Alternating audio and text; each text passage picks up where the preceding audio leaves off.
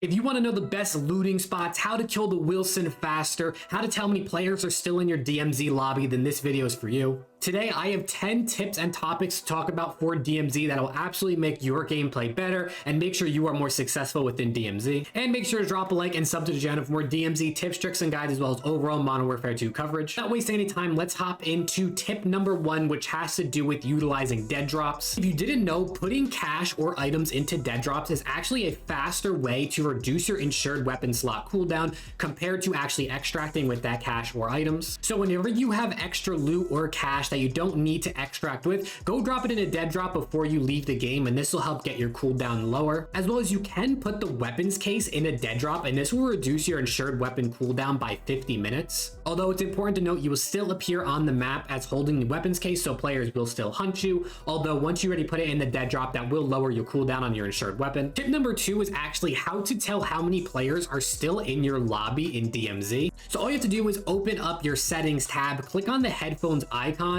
and then click on your squad. The number at the top next to the headphones is the amount of players still in your lobby. Now, this doesn't seem to always work. It's not always accurate, so do take this with a grain of salt. It can be a good indicator as to how many players are still in your lobby, but it's not always correct. Tip number 3, well, it's more like a topic, has to do with dog tags. Season 2 brought different types of dog tags to the game compared to Season 1, where you just had regular dog tags worth $5,000. But now you have bronze, silver, gold, and Damascus dog tags. When you kill an opponent and you see a different type of dog tag, this is correlated to their exfil streak. So bronze is a 1 exfil streak, silver is 2, gold is 5, and Damascus is 10 exfil streak. So when you take down a player and you see they had a Damascus dog tag, you know that that player has extracted more than 10 times in a row, which means you probably took down a pretty good DMZ player. Tip number 4 is how to get a guaranteed GPU spawn. If you have a mission where you need to loot a GPU, then on Ashika Island, there's a guaranteed way to get this. You will need the castle weapons locker key because the weapons locker is a locked area within the castle on Ashika Island,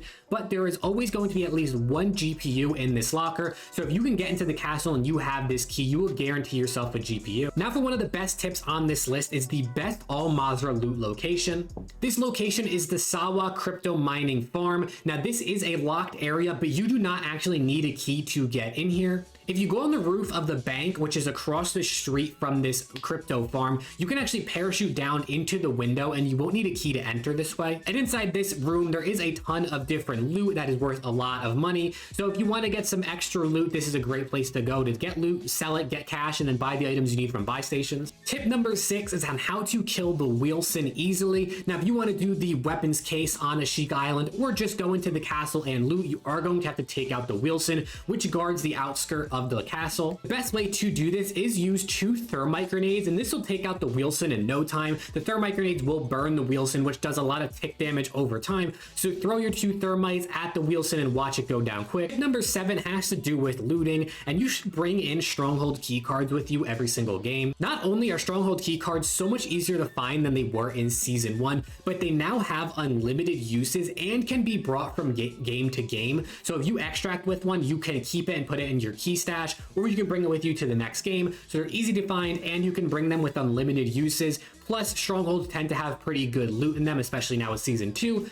So if you need to get some loot, let's say you only have a 1 plate vest and a small backpack, just get a stronghold key card, go loot a stronghold, and you should be better looted. Tip number 8 is one you probably already know if you have been playing DMZ since Season 1, but you can use hostage contracts to exfil at any point in the game. The real tip with this is if it's getting late in the game and you know the other exfil locations are going to be popping with other players, there's going to be a lot of people fighting to try and exfil, you can go to the nearest hostage contract and grab that and exfil with the hostage. Obviously, it's important to note you can't use weapons when carrying the hostage unless you have a pistol on you. So if you are by yourself, this can be pretty dangerous. But if you're with a squad of friends or even randoms, doing a hostage contract is a great way to exfil at any point in the game, especially later on if you know the other exfil locations are going to be dangerous. Tip number 9 is also very specific to Season 2, and this is to try not to sit in one area or POI for too long. If you haven't noticed, the AI in Season 2 is absolutely crazy, and it seems like they spawn faster than you can kill them, especially in certain areas and POIs.